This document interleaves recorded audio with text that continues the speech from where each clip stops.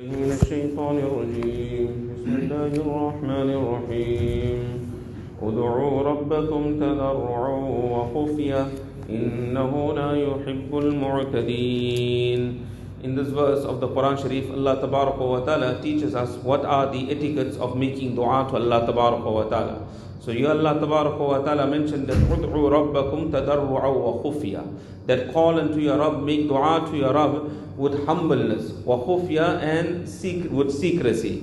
Meaning that when a person he makes dua to Allah Tabaraka wa Ta'ala, then humbly we make dua. Not that a person is commanding Allah Tabaraka wa Ta'ala to do something. Oh Allah, please fulfill this need of mine. Oh Allah, please fulfill that need of mine. So humbly a person makes dua. And with secrecy a person makes dua. Not that he screams to Allah Tabaraka wa Ta'ala like he's screaming to another person. But with secrecy a person makes dua to Allah Ta'ala. It is from this verse of the Quran Sharif, the Hanafi, the ulama of the Hanafi madhab have taken out the masla, that after reading Surah Fatiha, the Ameen that is said, the Ameen must be said softly. It mustn't be said loudly. Every madhab is correct and it is 100% in its place. And each one has its own proof. So the proof of the Hanafi madhab is this verse of the Quran Sharif. Because Surah Fatiha we're making dua, Ihdina Sirat al-Mustaqim, Sirat al-Ladina Anamta Alayhim. These are all du'as that we're making to Allah. So Allah says that do it secretly. So that is why they say recite the Ameen softly also. Also from this verse of the Quran, the ulama have mentioned there are certain etiquettes and there are certain adab of dua.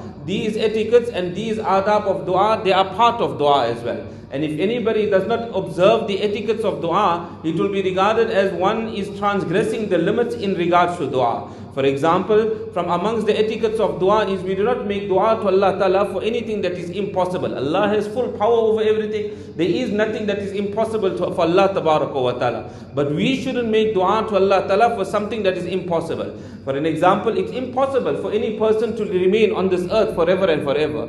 Al-Quran says, كُلُّ نَفْسٍ ذَائِقَةُ الْمَوْتِ, that every soul has to taste death. So therefore it is not correct that a person he makes dua to Allah, oh Allah, let me remain on the earth forever and forever. Because that is something that is impossible. Similarly, a person, he has now become old in life, now he makes dua to Allah Ta'ala that, oh Allah, return my youth to me. For Allah Ta'ala, there's nothing that's impossible, Allah can return it. But for us, it is something that's not possible, so we cannot make such a dua. And thirdly, we cannot make dua for any form of disobedience. Any guna, any sin to make dua for, that is also not permissible. So Allah Ta'ala says that make dua to your Rabb in a humble manner and with secrecy. Innahu la yuhibbul mu'tadin. Verily Allah Tabaraka wa Ta'ala does not love those people that transgress the limits of Allah Tabaraka wa Ta'ala whilst making dua.